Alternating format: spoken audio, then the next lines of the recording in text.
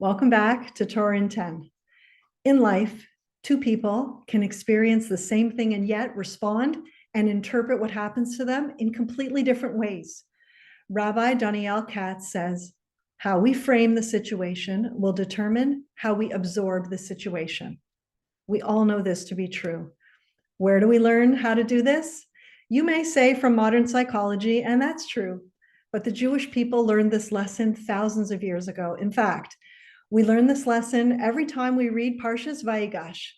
Joseph is the first to reframe, meaning seeing the negative events of his life in a new way. That moment, famous in our Torah and probably pulls at my heartstrings more than any other, is when Joseph finally reveals himself to his brothers. He says, I am your brother Joseph, who you sold into slavery. But don't worry, he says, I know that everything that has happened was divinely orchestrated so that I could be the one to save you and everyone else from starvation. This is a remarkable moment.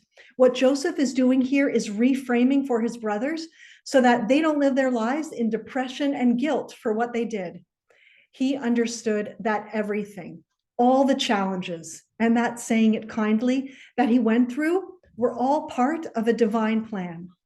Gedalia Fenster says Joseph was telling his brothers, I can't change the facts, but I can decide how I'm going to tell the story.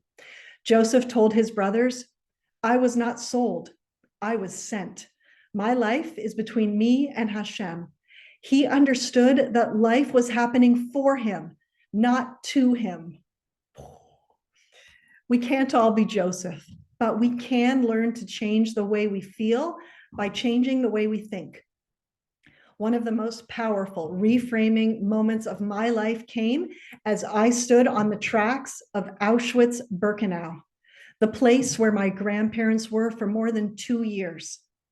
I stood on those tracks and I looked back at the barracks, at the crematoriums, at the total devastation, and I chose to reframe what stood before me. I thought to myself, look at what they did to us. And look how we responded.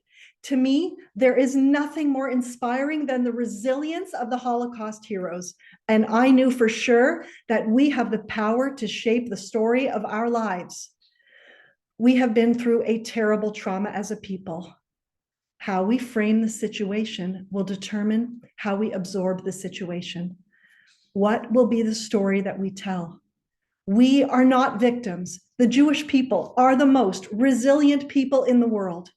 Friends, we cannot let ourselves be defined by those who hate us. We will be defined by being a blessing to the world. That's our story. Let's tell it loud and proud. Wishing you all a Shabbat Shalom.